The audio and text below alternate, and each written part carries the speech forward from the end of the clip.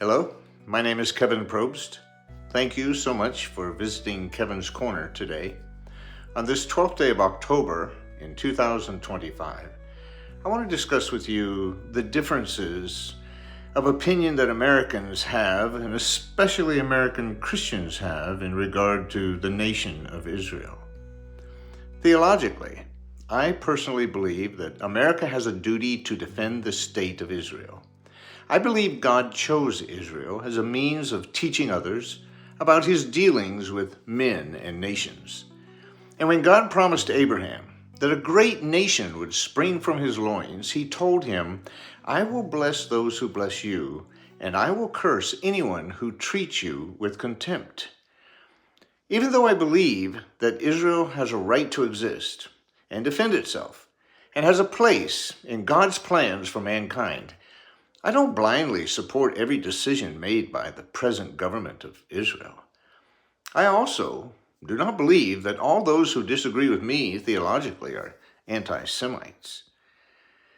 Israel certainly has a right to defend itself against the monsters of October 7, 2023, who inflicted the most horrendous demonic act on innocent men, women, and children in recent Jewish history.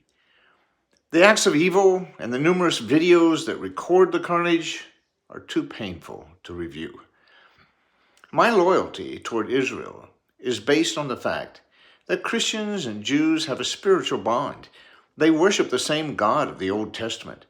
Both Jews and Christians share a heritage revealed in the Old Testament scriptures. The Christ that we worship was born a Jew. The spiritual bond with God's chosen people must not be equated with a blind loyalty to the political leadership of present-day Israel. Make no mistake about it. The enemies of the nation of Israel, the radical Islamic terrorists who are so obsessed with the utter destruction and elimination of Israel as a nation, they are the same enemies of the people of America, especially the American Christian. They often vocalize their hatred for America, the great Satan, and Israel, the little Satan. They have infiltrated our American cities and universities and have successfully indoctrinated many young Americans. This was evident when multiple demonstrations broke out on American campuses defending the demons of Hamas, who unleashed their brutal attack on Israel in October of 2023. It's complicated. And my heart breaks for the innocent people living in the Gaza Strip who are suffering as a result of the hatred that is fueling this war.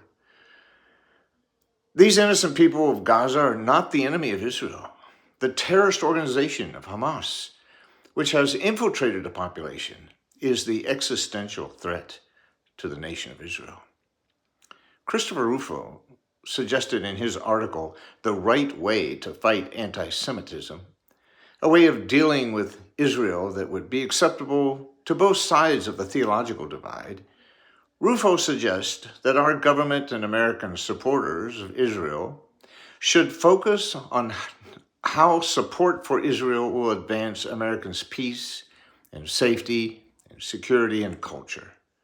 This argument, he says, rather than a theological or shame-based one, is bound to prove more effective in persuading those currently on the fence. The same hateful element that has infiltrated Gaza has infiltrated many of our American cities and communities.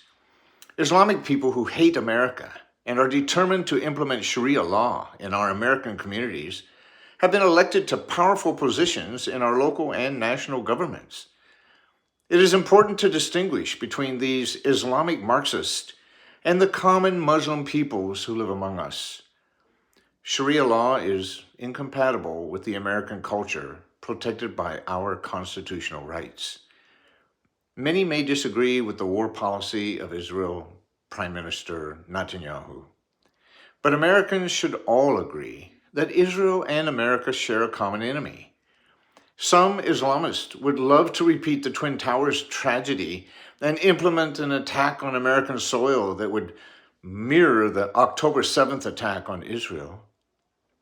Both Israel and the United States are facing an enemy whose resolve to destroy us is founded on a religious fervor that will never be quenched by talk and treaties. Our two countries must not turn against each other.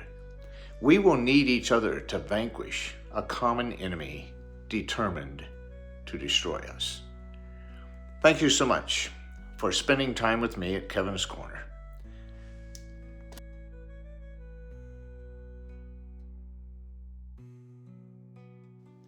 Thank you so much for taking time from your busy day and allowing me to share with you from Kevin's Corner. Please help me share truth with others by liking and sharing this video. Also, please subscribe to Kevin's Corner on YouTube and Substack. And until next time, live bravely and courageously.